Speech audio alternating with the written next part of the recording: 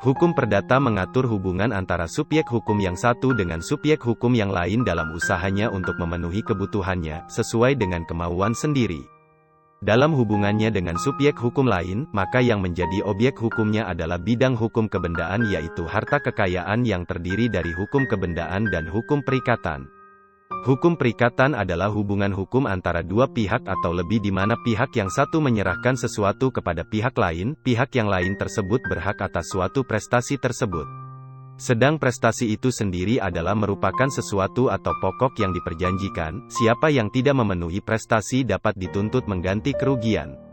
Prestasi mana menjadi kewajiban pihak terakhir terhadap pihak pertama, jadi perikatan yang diuraikan tersebut bersumber dari perjanjian atau persetujuan pada umumnya yaitu perbuatan hukum antara dua orang atau lebih yang saling mengikatkan diri satu dengan yang lain. Di sini yang dimaksud perbuatan hukum adalah perbuatan hukum di bidang hukum perdata, bukan hukum tata negara atau lainnya. Perikatan juga dapat bersumber dari undang-undang sebagaimana disebut dalam pasal 1, 3, 6, 5 KUH Perdata.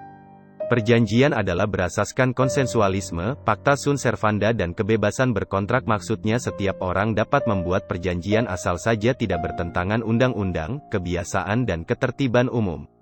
Perjanjian yang bernama yaitu perjanjian yang ada namanya atau diatur dalam kodifikasi hukum Indonesia dalam hal ini kodifikasi KUH Perdata dan KUHD misalnya perjanjian jual-beli, pinjam-meminjam, dan perjanjian sewa-menyewa.